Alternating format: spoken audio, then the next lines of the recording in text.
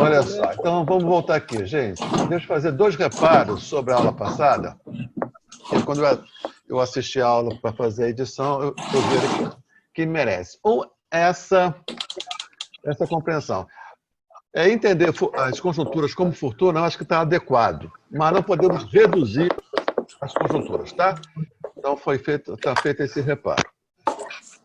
E aquela questão das virtudes. Virtudes são aqueles recursos que se tem de tal maneira que se possa intervir nas conjunturas, nas fortunas, de tal maneira que possa fazer prevalecer nas conjunturas, nas fortunas, o interesse do príncipe, no caso, né? Muito bem. Então, esse jogo, a meu ver, ficou bem colocado. Agora, não ficou, acho que, suficientemente claro a passagem da Grécia para o Renascimento. Na Grécia, esse sentido de fortuna, porque na Grécia não havia a noção de conjunturas políticas, entendeu? Tal como a gente tem hoje.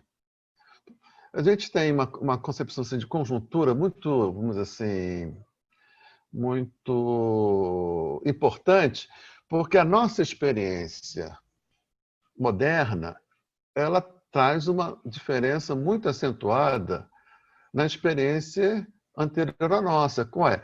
A nossa experiência da velocidade do tempo histórico. Não é?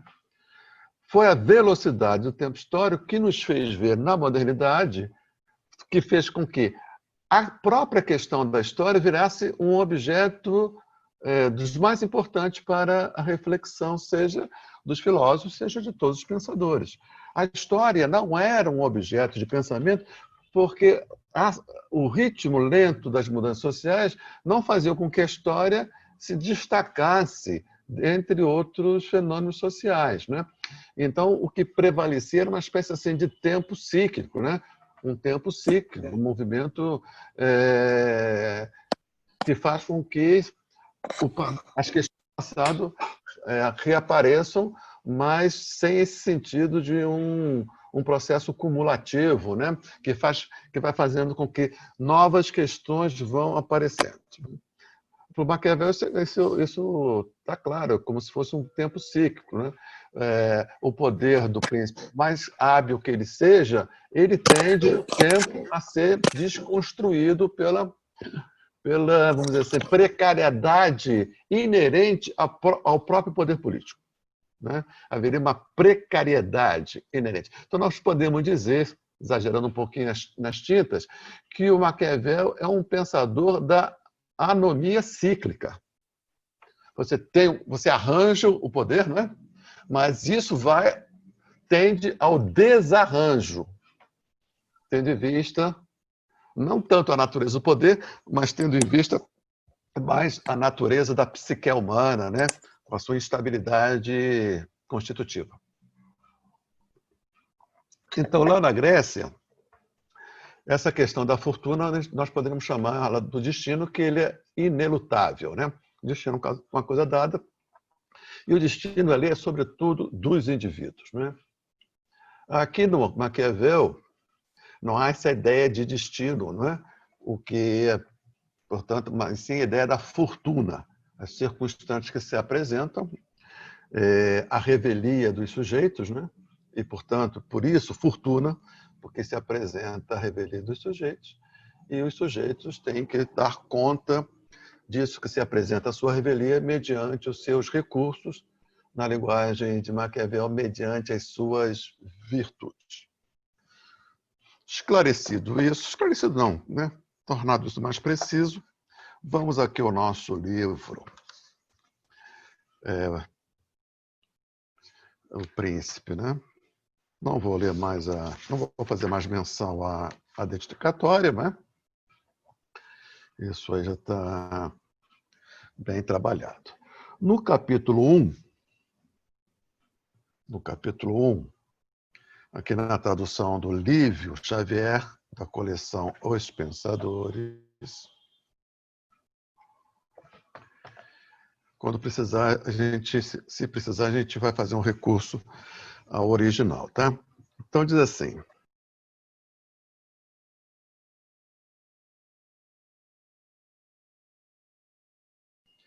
Capítulo 1. De quantas espécies são os principados e de quantos modos se adquirem? Porque, lembrando que o tema do livro, dos conselhos, né, que ele presta ao príncipe, é como conquistar o poder e como manter o poder.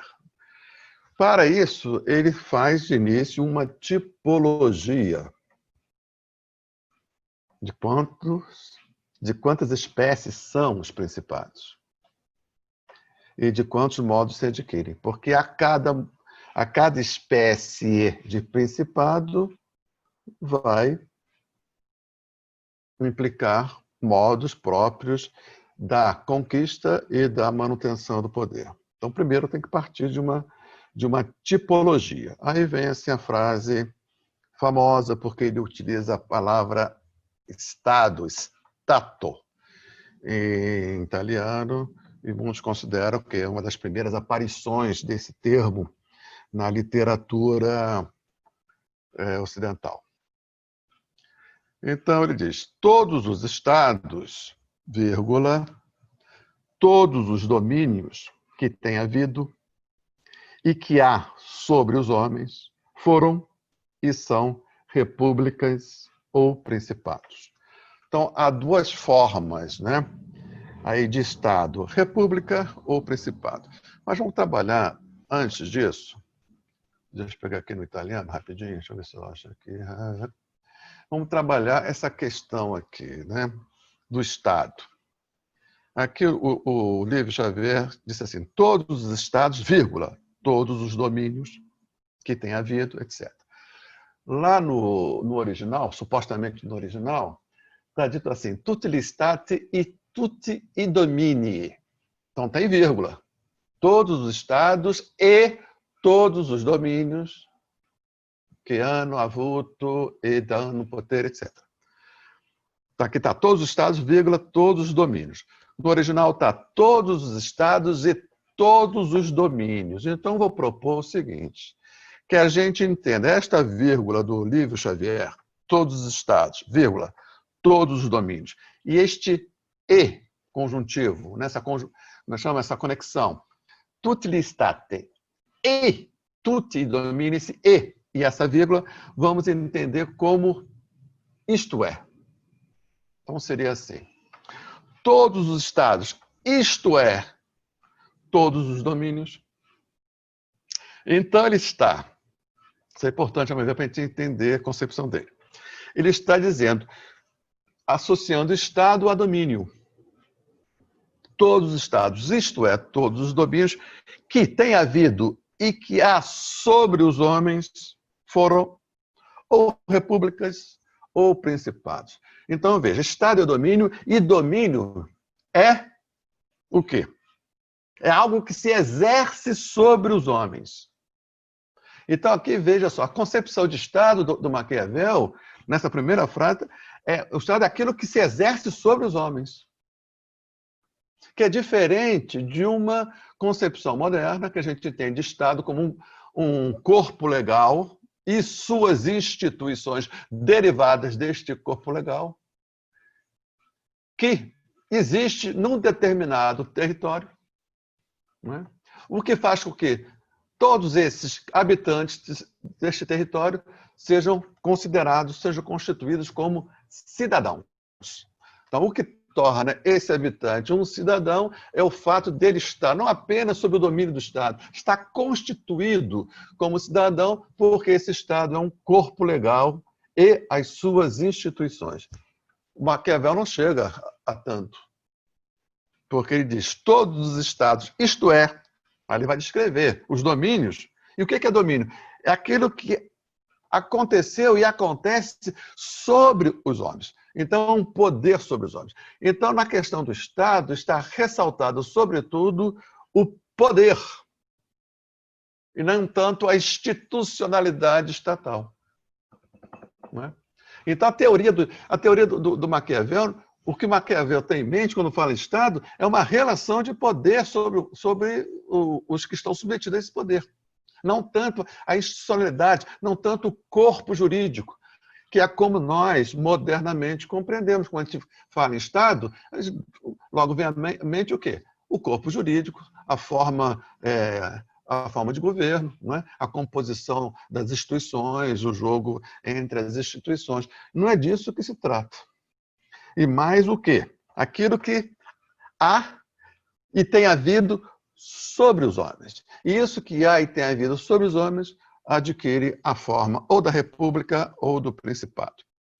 Então, quando se diz Maquiavel foi o primeiro a pensar o Estado, é bem assim, não é? Está aqui, mas ele está, quando ele fala em Estado, ele está. O príncipe é, sobretudo, uma indagação sobre as leis imanentes ao exercício do poder.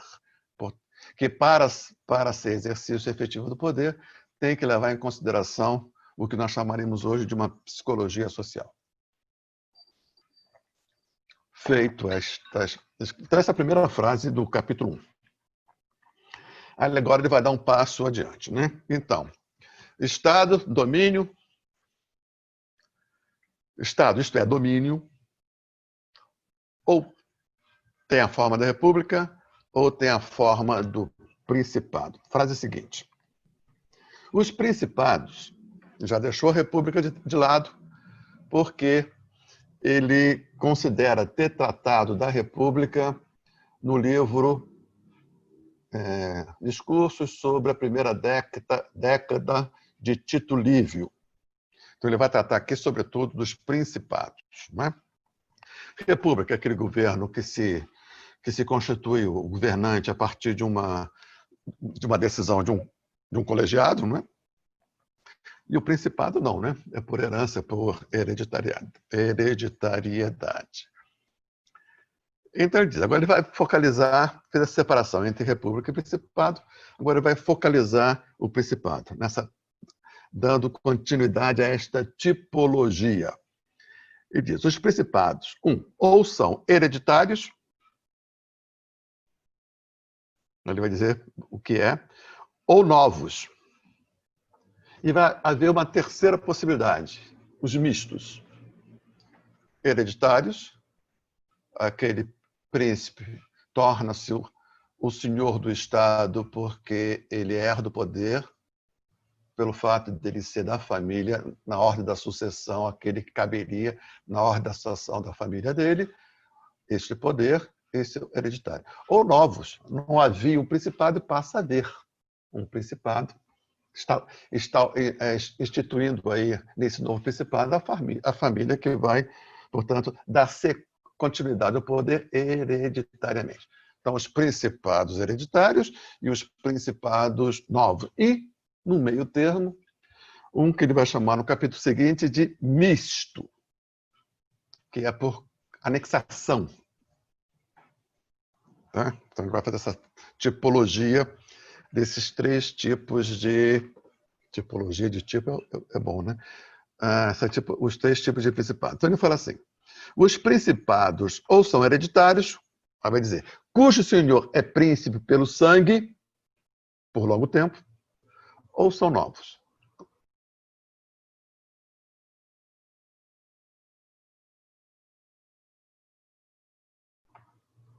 Os novos, aí vem, nos novos vai ter uma subdivisão. Ou são totalmente novos, como Milão com Francesco Sforza. Aí me vem à mente assim, um principado totalmente novo.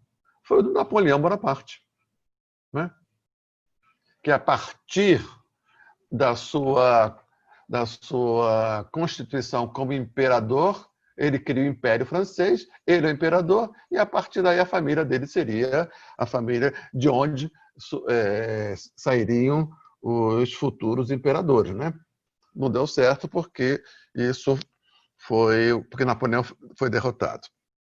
E restabeleceu-se a República, depois lá o sobrinho dele, Napoleão III, vai tentar restabelecer o Segundo Império, não é isso? Então, esse é o exemplo de um principado novo. Ele dá o exemplo, que é um exemplo da contemporaneidade do Maquiavel, que é do Francesco de Sforza.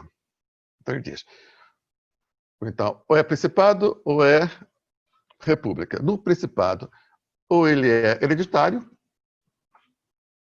aquelas, né, longamente estabelecidos ao longo do tempo, ou são novos como esse de Milão, ou são membros acrescentados a um Estado que um príncipe adquire por herança. Era comum, como ainda era comum, foi muito comum na Europa, né? Essas anexações por casamento. O príncipe daqui casa com a princesa de lá, e nessa fusão, nesse acordo entre famílias, os principados se expandem. Não é exatamente um principado novo, porque já havia esse principado, mas na sua anexação, então ele chama isso de misto, tá certo? Então os principados seriam hereditários, novos, totalmente novos ou mistos.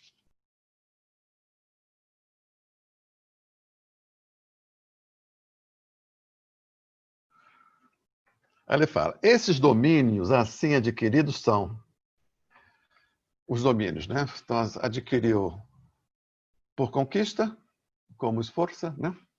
Ou por anexação, por um acordo entre as famílias. Esses domínios assim adquiridos são ou acostumados à sujeição, ou seja, já estavam sob um principado, ou são livres. E esses eram livres, não tinham principado.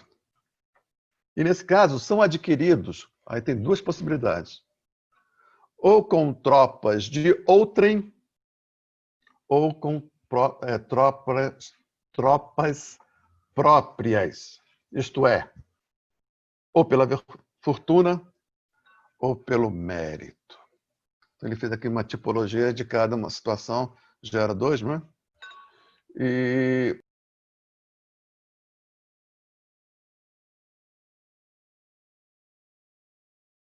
isso aqui ele traça um retrato muito fiel à vida política, não só da Itália naquele período. A Itália era dividida em diversos reinos, né? Ducados e repúblicas, como era o caso de Florença.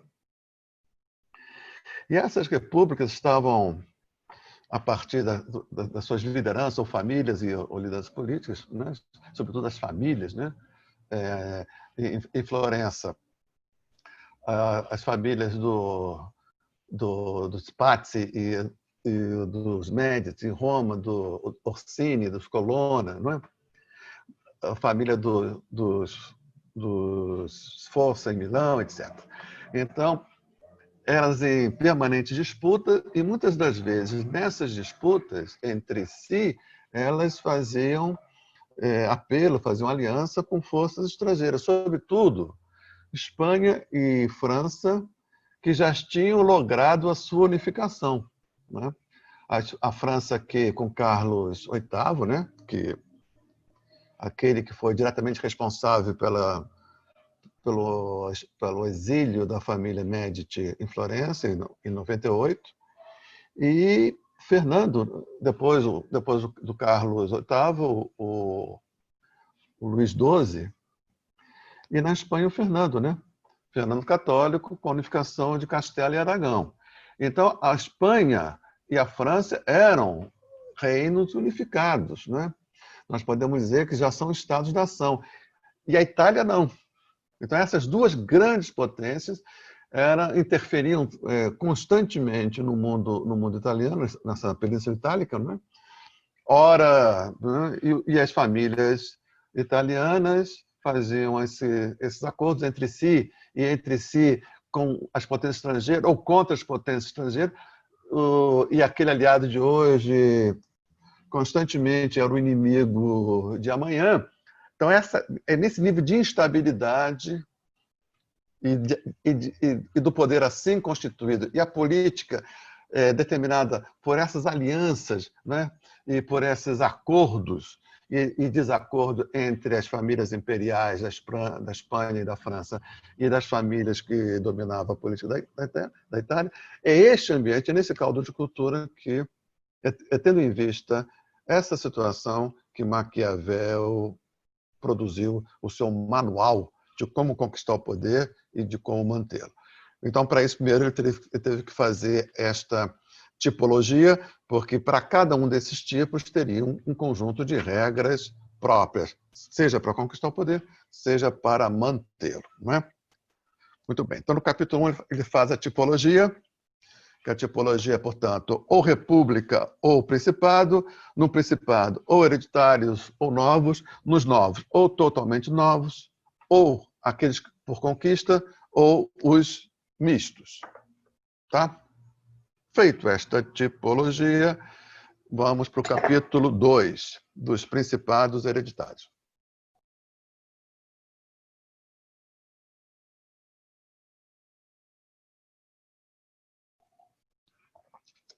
Os principados hereditários, que é o menos problemático. Tanto é que ele destina 2 parágrafos, né? Porque os principados hereditários, se eles são hereditários, supõe o seguinte: uma continuidade no poder, sem ruptura, né? E o que daria, portanto, a estabilidade e seria a forma de principado a menos problemática possível. Ele abre dizendo o seguinte, capítulo 2. Não tratarei das repúblicas, pois em outros lugares falei a respeito delas. Então já descartou a república por já ter tratado nesse livro, né?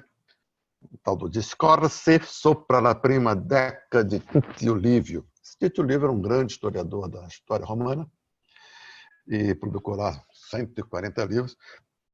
E os 10 primeiros são objeto desses comentários do Maquiavel. É onde, dizem os especialistas, onde o pensamento do Maquiavel está mais bem elaborado.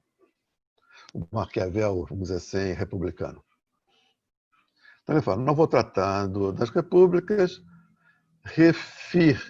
referir-me-ei somente aos principados e procurarei discutir e mostrar como esses principados hereditários podem ser governados e mantidos.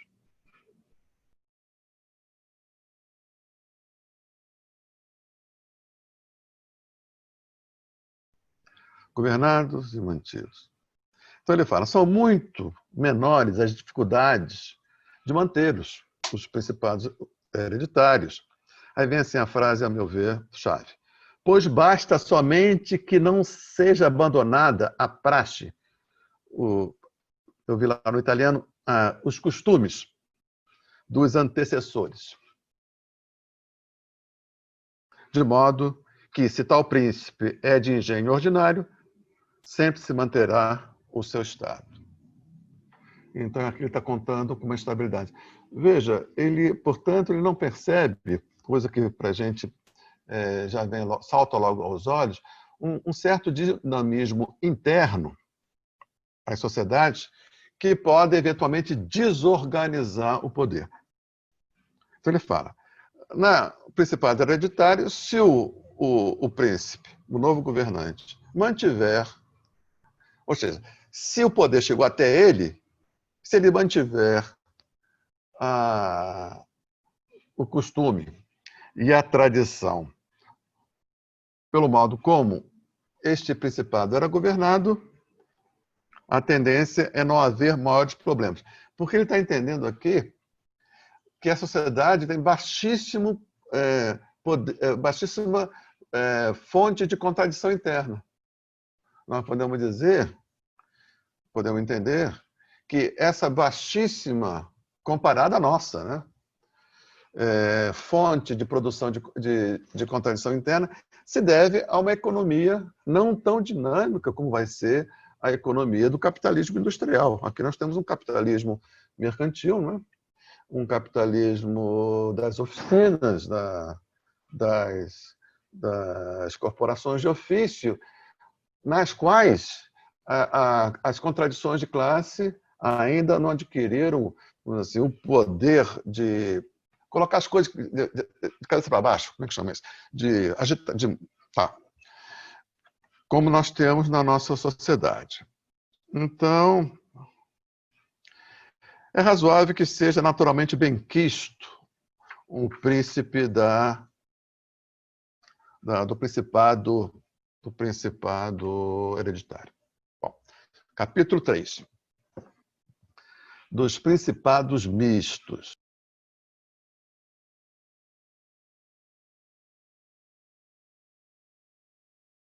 O principado misto é aquele que, vamos dizer assim, que se faz por anexação, não exatamente por conquista, mas por anexação, como foi o reino de Nápoles, né?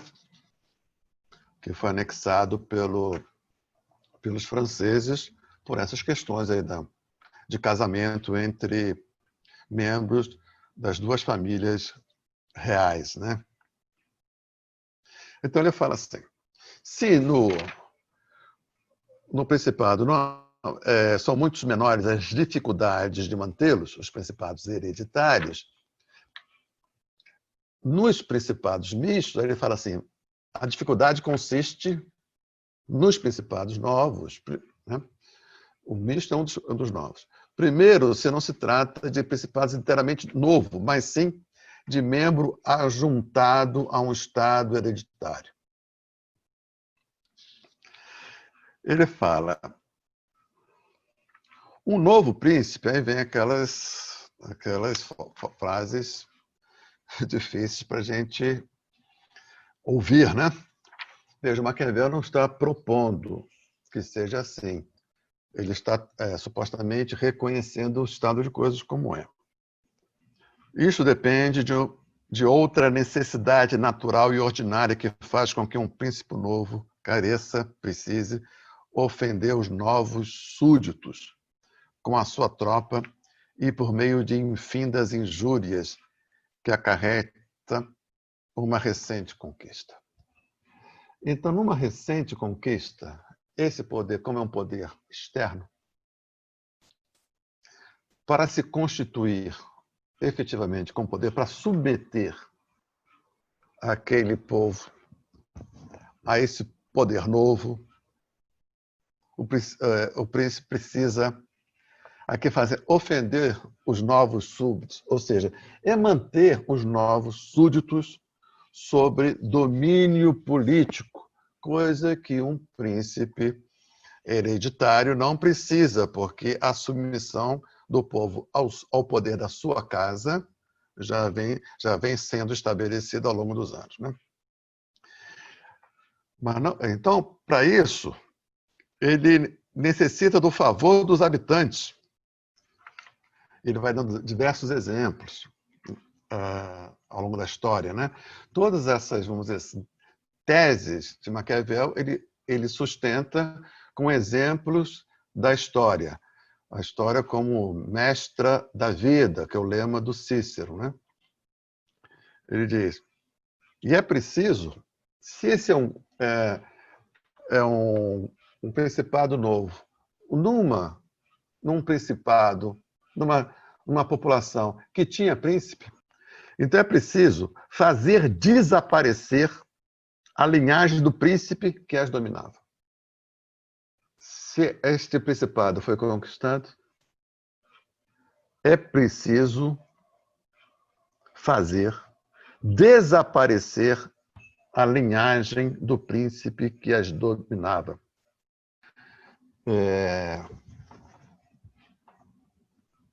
Porque não pode haver duas famílias, duas casas reais no mesmo estado. Isso foi dito também, de uma forma igualmente dramática, na Revolução Francesa, pelo Marat, o famoso Marat, né? Que o rei estava preso o rei e a rainha havia uns 4 anos, e aquele debate na Assembleia do que fazer com o rei. Quer dizer, o rei ele já não tinha nenhum poder, ele já não exercia nenhum poder efetivo, mas ele era o rei.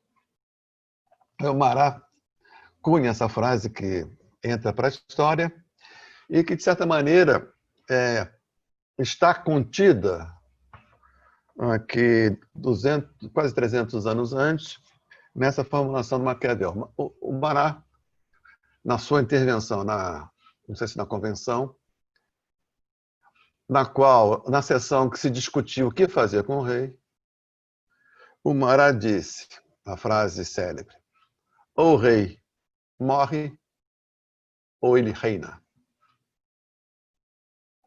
Claro que ele estava optando, né?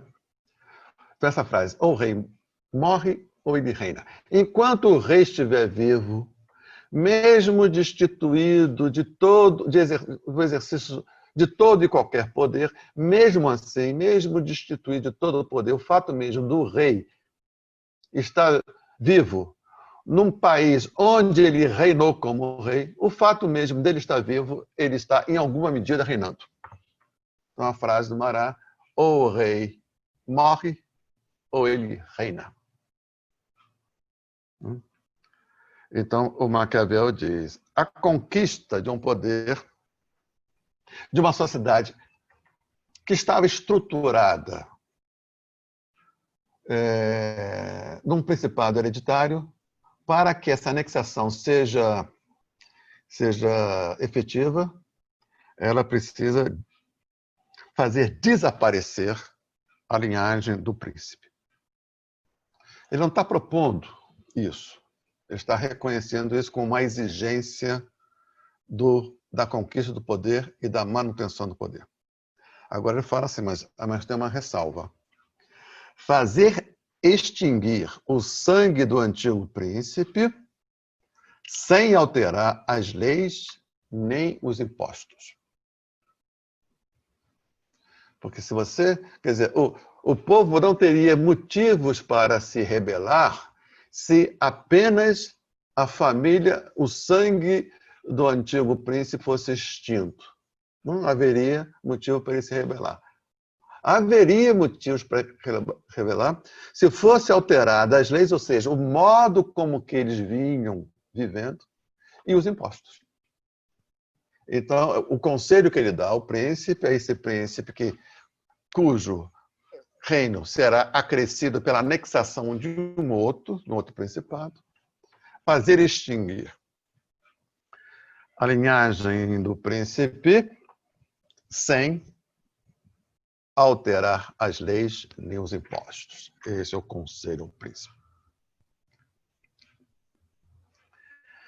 E um outro conselho.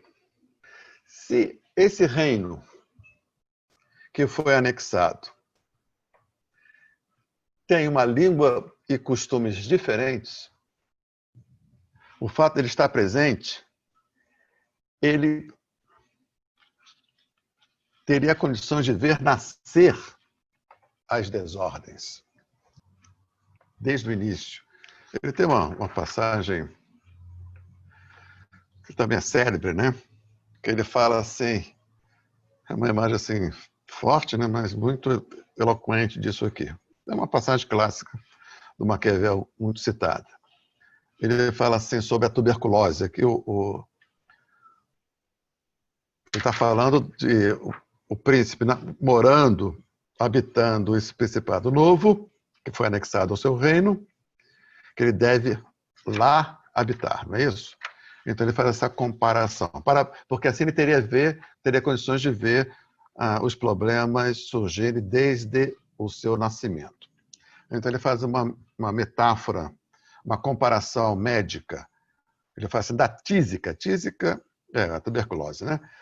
Aí ele diz assim, da tísica, dizem os médicos que, a princípio, é fácil de curar e difícil de conhecer. Então, no início, a doença é fácil curar a tuberculose, no início. Mas, no início, é difícil o diagnóstico. É difícil o diagnóstico e é fácil a cura. de início, é fácil a cura, mas é difícil o diagnóstico. Mas com o correr dos tempos, se não foi reconhecida e medicada, torna-se fácil de conhecer e difícil de curar. Então, a doença, vamos pegar assim, o câncer, no princípio, é fácil de curar, mas é muito difícil de diagnosticar. E, por outro lado, com o passar do tempo, fica fácil de reconhecer a doença, mas aí fica muito difícil de curá-la. Então, esse jogo de que... Então, cabe ao príncipe habitar, pelo menos por um tempo, nesse principado que foi anexado aos seus domínios, porque lá, como é uma outra língua, outros costumes, como é uma anexação de um corpo estrangeiro ao seu principado, ali ele teria condição de diagnosticar mais facilmente os problemas de início e, diagnosticando cedo, a resolução dos problemas se daria de modo mais fácil. Esse é o outro conselho que ele dá ao príncipe, né? Então é importante também que o príncipe se faça amar, né? Isso, essa frase famosa do Maquiavel, talvez seja uma das mais famosas, né? Que o príncipe deve se empenhar para ser amado. Mas, se não for possível, ele deve se empenhar para ser temido. De preferência, ser amado. Mas, se não for possível ser amado, que ele seja temido. Mantido o povo ou por amor ou por temor, ele fala assim, os ataques externos serão mais custosos e o príncipe só muito dificilmente perderá a sua província. Então, o príncipe deve habitar a sua o principado que foi anexado ao seu principado. Outro conselho. Outro remédio eficaz é organizar colônias. Uma hipótese era o príncipe manter esse principado conquistado, manter o seu poder mediante forças de ocupação, um exército de ocupação, que despende muito dinheiro, necessita muita disciplina e acaba podendo criar zonas de atrito, de conflito muito acentuadas. Melhor do que isso, manter forças militares de ocupação é organizar colônias.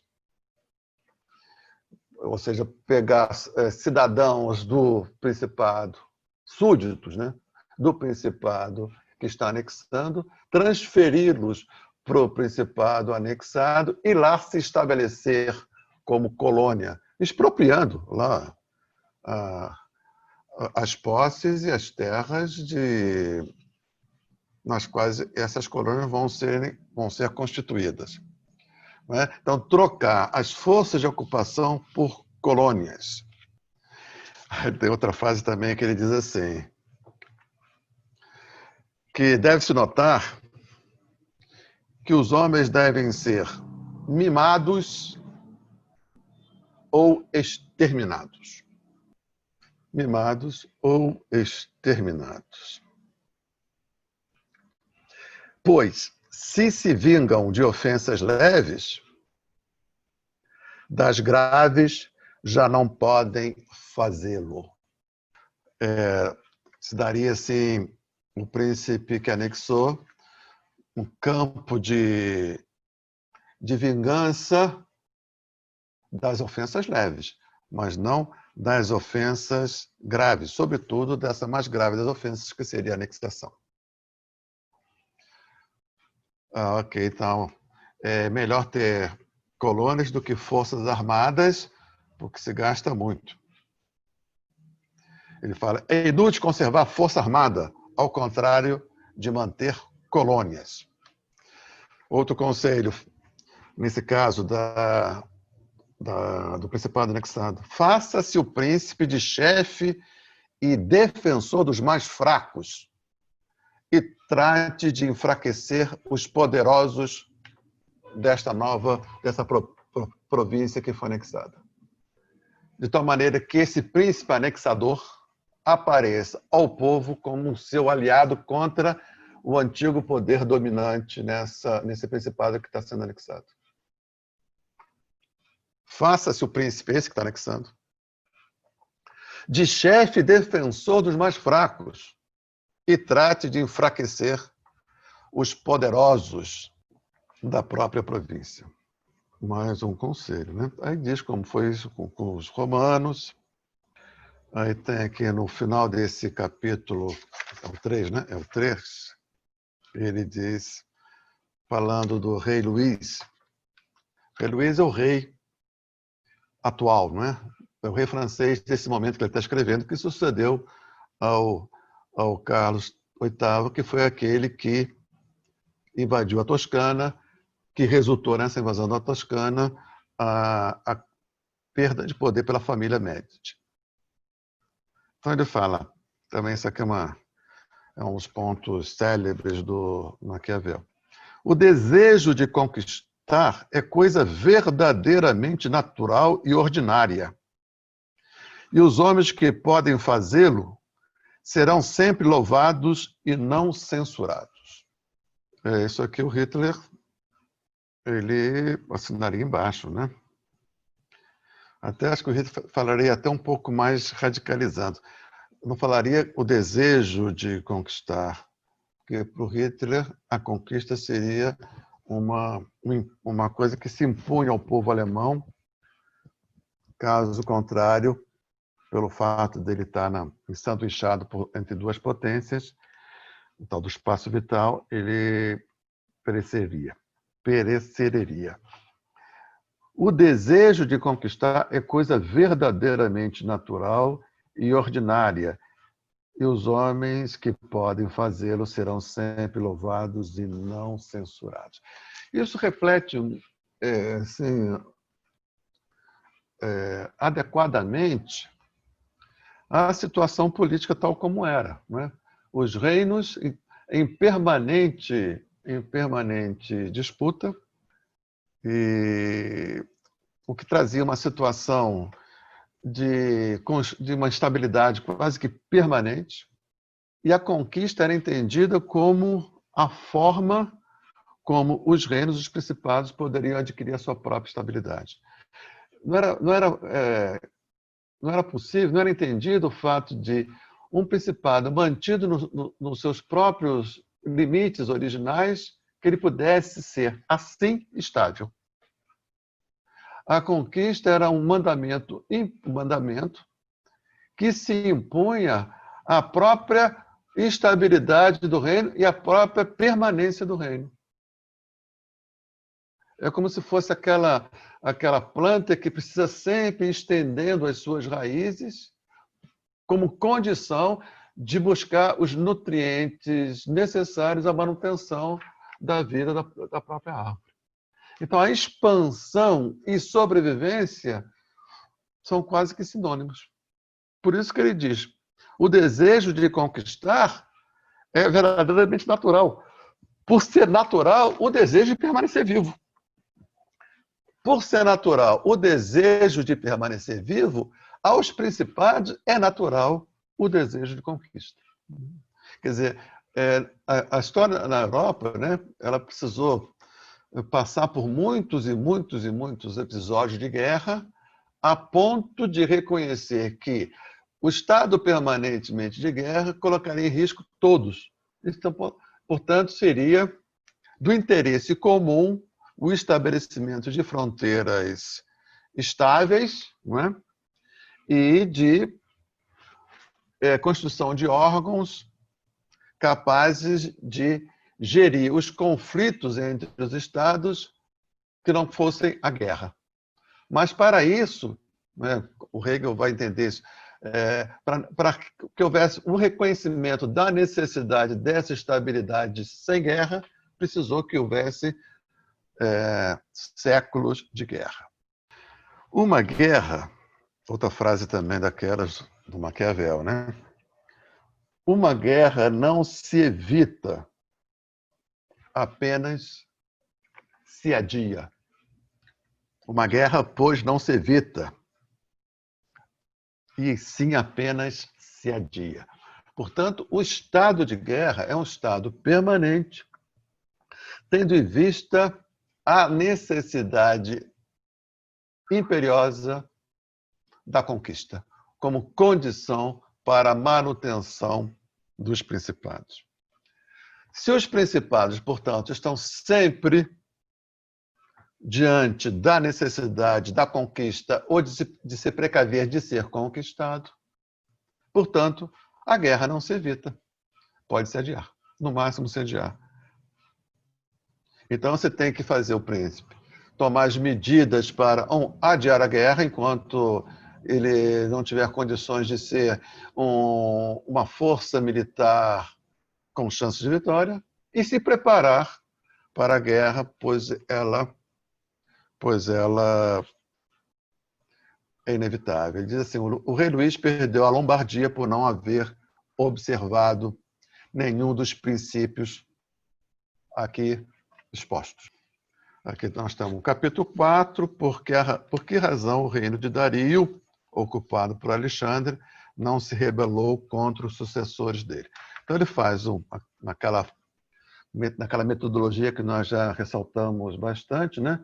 Ir aos clássicos, ler a história, não como uma erudição, mas para procurar na história certas leis, né? Certas constâncias, certas invariantes, para poder compreender, não só compreender o presente, mas também para poder intervir no presente da forma mais eficaz, seja para a conquista do poder, seja para a manutenção do poder. Tá? Então, na próxima, a gente vai pegar, vou parar por aqui, na próxima a gente pega do capítulo 5 em diante. Tá? Luiz. Fala, querido. Sou eu aqui. Realmente, esses capítulos, assim, né, esses primeiros, isso torna evidente aquilo que você tinha colocado e colocou bem até o final. Quer dizer, o Maquiavel, ele não... na verdade, ele recorre a todos esse estudo, né, da história dos acontecimentos anteriores, acho que a partir dali é que ele estuda para tirar, né, para adequar aquelas situações, aquele contexto presente, né, são exemplos, né, que ele vai tirando. A ideia é essa, não faça isso. Fulano, aconteceu isso. Carlos, né? deixa eu fazer uma interrupção rapidinho para falar uma coisa que eu não falei. No Espírito do Tempo, tinha uma característica que eu não observei devidamente, que tem a ver com o que você está dizendo. Uma das características do Espírito do Tempo era o que depois fosse chamado de experimentalismo. Né? Ou seja, você experimenta, você vai fazendo experimentos, vai repetindo, e a partir dessa experiência, você induz leis gerais. Né? Então, o princípio aqui norteador do Espírito do Tempo é a indução que está presente nele. O que é a indução? Nós teremos assim, dois princípios fundamentais, dois métodos fundamentais da ciência. Né? Um, digamos assim, cartesiano, que é o da dedução, e outro, digamos assim, em inglês, que é o da indução. Ou da experiência, ou da empiria. Então, indução, isto é empiria, isto é observação da experiência, dos fatos, tal como eles ocorreram ou tal como eles ocorrem, para, na observação dos fatos, para além da aparente arbitrariedade dos fatos, perceber o quê? Induzir uma lei. Não é? Por exemplo, o exemplo clássico, eu emprego uma determinada quantidade de calor a uma barra de ferro e faço isso, repito esse experimento diversas vezes e percebo que há uma relação, não é, entre a quantidade de calor e a dimensão da dilatação. Então, eu induzo uma lei de que quanto mais calor, maior será a dilatação e tento estabelecer uma constante e traduzir isso em linguagem matemática. Então, isso é do espírito do tempo, esse experimento. Para o Maquiavel, a leitura dos clássicos é a leitura de experimentos. Isso. Né? Em busca de quê? Da indução de leis gerais. Né? Uma lei geral, exatamente. É o que ele fala. Quando ele dá todos, ele sempre vai citando as lições. Né? Você faça isso, faça aquilo. Né? Ele vai dando. Na verdade, é um livro de aconselhamento. Ele está dando conselho. E ele está falando do final, ele fala do Luiz e a Lombardia, né? Aí ele fala aqui um momento, ele diz assim: tinha Luiz, pois, cometido 5 erros, eliminou os menos fortes, aumentou na Itália o prestígio de um poderoso, aí colocou um estrangeiro poderosíssimo, não veio habitar o país, não instalou colônias. Quer dizer, tá vendo? Tudo que eu falei aqui está falando das que é do Estado Papal. Aqui. Isso é muito legal. Isso expressa bem a índole do príncipe. Não é uma especulação no vazio, isso, porque é baseado no experimento. É o experimento e do experimento não apegar esses fatos como uma gordura de erudição, sim, extrair dos experimentos, à luz do espírito do tempo, leis gerais. É uma indução, né? Isso quer dizer, ele não é uma teoria política, na verdade. Né, dizendo, olha, eu para chegar a isso aqui, e realmente, cara, né, como ele mesmo diz, ele se vestia adequadamente para mergulhar nessas histórias aí, né, para aurir, vamos dizer assim, para perceber. É por isso que esse livro até hoje é lido, né? Exatamente. E por isso que ele depois também foi tão odiado, né, em seguida. Né, odiar o Maquiavel é uma espécie de auto-ódio. É o ódio que você volta à própria humanidade. O Maquiavel é aquele sujeito, assim, o que é um sujeito obsceno? O que é a obscenidade? A obscenidade é mostrar algo que todos nós temos, mas que se convencionou que não se deve mostrar. Não é isso? Exato. Mas ele é obsceno nesse sentido, porque, olha, o poder se constitui assim. Agora, a lei do Maquiavel, nós podemos nos precaver. Há uma leitura assim, moderna que diz assim, o Maquiavel era uma ironia, temos que ler aquilo como uma ironia, que era uma forma de o povo adquirir, vamos dizer assim, materiais, virtudes capazes de se valer a vontade do povo contra o príncipe. É uma leitura possível, acho que não era essa a intenção dele, mas né, isso pode servir modernamente. Né? É porque aí vão tirando, quer dizer, o próprio...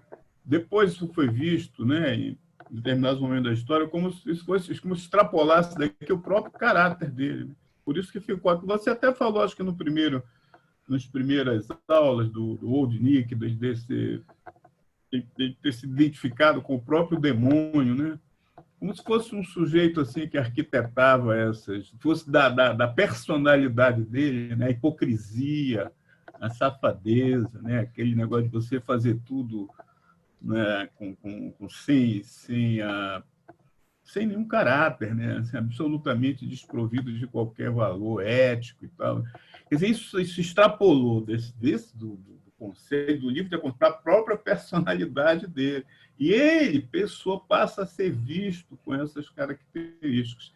Quer dizer, isso modernamente, eu acho que essa coisa mudou, mas logo depois, principalmente ali na Inglaterra, né, quando os caras começam a estudar realmente ele, depois ele ter sido efetivamente demonizado, né, essa coisa toda. Então, essa é uma coisa que você lendo aqui, né, isso a gente tem que extrapolar e colocar dentro desse contexto, fazer uma leitura, como a gente tenta fazer aqui, uma leitura atual, moderna, né, no sentido de entender dentro do contexto e, na medida do possível, extrapolar para a nossa realidade naquilo, claro, né, que do livro, não talvez um pouco menos da personalidade do sujeito. Até porque, como a gente já falou aqui, isso é um clássico. que ele tem essa perenidade, esse sentido de ser, pode poder ser objeto de estudo, né, das gerações subsequentes e por aí afora. Inclusive é um livro bom de ler, né? Ele é um grande escritor, né? Sobre isso eu gostaria de falar duas coisas, Carlos. Como a gente é uma leitura contemporânea, né? Porque ele tá descrevendo o estado de coisas como era. Os principados se engalfinhavam, faziam as alianças mais oportunistas, né? O aliado de hoje era o inimigo de amanhã, não é? E o Papa exercia o Estado Pontifício também, era mais um player nesse jogo de conquista, né? E os príncipes tinham que ter a gramática do poder para fazer valer. Que é aquilo que inclusive a sobrevivência do seu principado. Muito bem. Porque agora, só para acrescentar, para ajudar, é porque aquilo que você falou ao final, quer dizer, tem que entender que você falou ao final que o Estado estava se constituindo, né? O Estado moderno estava em vias de constituição, porque aí ainda não existe, embora até você citou o exemplo de Espanha, de França, né? Já havia Portugal também, de reinos já unificados e com um certo ordenamento dentro de um território que vai ter as condições do Estado moderno, que vai surgir um pouco depois. Mas, enquanto isso não existe, por exemplo, está vendo ali, na Europa toda, é um brutal jogo pelo poder, uma violência terrível. Daí a colocação que ele faz a respeito do estado de guerra, que é permanente. Perfeito. Né? Porque estavam longe para sair desse estado de guerra, começou a se pensar, tempos depois, de instituições multilaterais. Né? As instituições multilaterais eram para dar conta de diminuir o estado permanente de guerra, porque aquilo era custoso demais em termos recursos humanos e recursos materiais. Mas para que se chegasse a esse ponto, né, de reconhecer a necessidade de instâncias multilaterais que teria algum poder sobre os estados soberanos, precisou o quê? Muita guerra. Né? E durante a guerra, os príncipes tinham que ser capazes de se haver com esse estado permanente de guerra. O Maquiavel é isso, entendeu? Não é mais do que isso. Luiz, só para terminar aqui, uma coisa interessante que me surgiu agora sobre a respeito da unificação, uma curiosidade, né? Os estados que os estados que se unificaram por último, né, na Europa foram a Alemanha e Itália, né? Uma Itália e a Alemanha. E deu no que deu. E depois isso é uma porque aí quando eles se fortalecem, né, como estados unitários, como estados nacionais, né? E é uma das razões, quando eles partem que o mundo já está repartido entre os que chegaram antes, né? Isso aí é uma das razões das guerras mundiais do século passado. E da ausência uma relação pode ser feita disso. Luiz, fala. Queria falar uma coisa. Dentro disso, é Carlos, né, que estava falando? É o Carlos? Isso, dentro do que o Carlos levantou, né, dessa concepção que passaram a ter do Maquiavel, eu gostei muito do que você falou, comparando dentro do meu campo de trabalho, né, que literatura infantil. Você Carlos ou você Luiz? Não, estou falando com o Luiz Carlos, mas mencionando o que o Carlos falou, as coisas que ele levantou sobre o pensamento em relação ao Maquiavel, que ele escreveu, ele fez uma análise de como que o príncipe atuava e que passaram a achar que ele defendia isso, né? Não foi isso que você quis dizer? E eu acho que você, Luiz Carlos, mencionou logo na primeira aula uma coisa que eu gostei muito, até porque também afeta o meu campo de trabalho, que é literatura infantil, quando você faz uma comparação, simbolicamente, com a história do menino, né? O rei está nu. Né? O que o Maquiavel faz? Ele revela, ele desvela como acontece. Mas é interessante porque eu vi em alguns momentos aqui que ele dá uma opinião própria, porque logo depois dessa parte, eu estou com o texto da internet, né? Provavelmente você pode ter uma outra visão. Diz só o capítulo. Diz só o capítulo. É no terceiro capítulo, onde está escrito logo depois do desejo de conquistar que você citou. Ele fala assim: se a França, pois, podia assaltar Nápoles com suas forças, devia fazê-lo. Então, quer dizer, ele não ele não questiona se isso está certo ou errado. Ele diz, se tinha que fazer, porque se o desejo é conquistar e era necessária a conquista, né, que fosse feita. Mas logo depois ele diz o seguinte, se não podia, não devia de se dividir esse reino. Então ele mostra uma certa ética, foi o que eu estou interpretando, né? Não? Tá. Se não podia, ele ia fazer uma conquista que não poderia sustentar e acabar colocando em risco o próprio reino, entende? Então, mas é isso. Mas eu tô vendo assim. Só que ok. acho que aí... Fala. Então não tem ética, tem um jogo de eficácia. Não há ética na política. A ética se diz respeito à relação do ser humano consigo mesmo e com o outro. Porque, olha só, depois, mais tarde, ele fala assim, tinha, pois, Luís cometido esses 5 erros. Eliminou os menos fortes, aumentou na Itália o prestígio de um poderoso, aí colocou um estrangeiro poderosíssimo. Tudo bem, não sei, a impressão que eu tenho é que quando ele faz essa análise dos erros cometidos, me passou uma coisa assim, não só do erro que impediu ele de conquistar aquilo que ele desejava, mas também alguma coisa que não era justo fazer. Eu tive essa impressão. Não. Nada a ver. O nosso amigo Spinoza, por que eu troco Spinoza? Maquiavel. O Maquiavel, ele não leva em consideração esses valores. Esses valores têm sentido em outra esfera da atividade humana. A moral, coisa ética, eu comigo mesmo, eu com o meu desejo, eu com as minhas relações privadas. Aí sim cabe. Né? Eu, sobretudo, ser ético comigo, onde eu coloco o meu desejo, como diria o Lacan. Né? A gente nunca sabe o lugar certo de colocar o desejo. Isso é a questão ética fundamental. Onde eu coloco o meu desejo, onde é mais adequado a natureza, a singularidade do meu desejo, onde eu coloco. Isso é questão ética e como é que eu me relaciono com as pessoas. Isso é ético. A política tem um tal dinamismo que a questão ética não tem como prevalecer. É como se falasse assim, o Wagner não é ético. Foda-se. A questão dele, da ética, é ele com a mulher dele. Ele não era nada ético nas relações pessoais. Zero de ética. Agora, na hora da composição, seria cabível dizer, o Wagner, você não está sendo ético nessa sequência de acordes. Tem algum sentido? Não, zero sentido. Também na política, entende?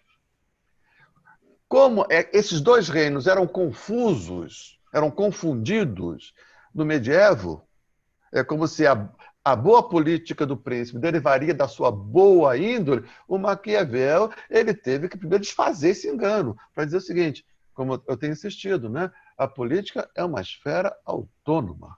Né? E nessa esfera autônoma, a ética dos indivíduos pesa nada, porque ela tem um dinamismo próprio. É interessante ver, um dos primeiros livros, seria interessante fazer um estudo sobre a recepção do Maquiavel. Né? Logo depois ele vai ser colocado no índex, não sei exatamente o ano, mas logo depois, no índex, né, das obras proibidas pela Igreja. Então, a recepção imediata já não foi boa, porque o Maquiavel diz, o poder é assim, porque os homens são assim. O que a Igreja queria, em tese, era o quê? Converter as pessoas, de tal maneira fazer as pessoas um imitácio de Cristo. Né? Muito bem. Nessa recepção, um dos famosos livros anti-Maquiavel se construiu uma tradição dos anti-Maquiavel. É um livro do Frederico II, da Alemanha, da Prússia, que escreveu um livro anti-Maquiavel, tem tradução em português. Né? Todos aqueles, né? Maquiavel é isso, Maquiavel é aquilo.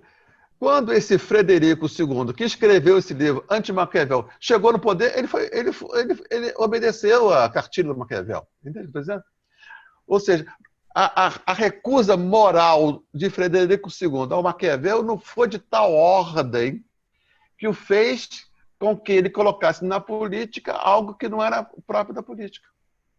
Então, se nós queremos evitar que essa lógica que o Maquiavel diz que a política tem, nós temos que evitar isso não fazendo apelo à moral dos indivíduos, e sim constituindo instituições políticas que façam contrapeso a essa realidade. O que nós aprendemos modernamente com Maquiavel? Não é pelo eleição de indivíduos éticos que nós vamos resolver esse problema. É pela constituição de instituições tais capazes de fazer um contrapeso. O tal do check and balance, né? Como chama isso? Freios e contrapesos para o poder do príncipe. Então, a solução do que Maquiavel aponta só pode ser uma solução política. Esse é o grande legado.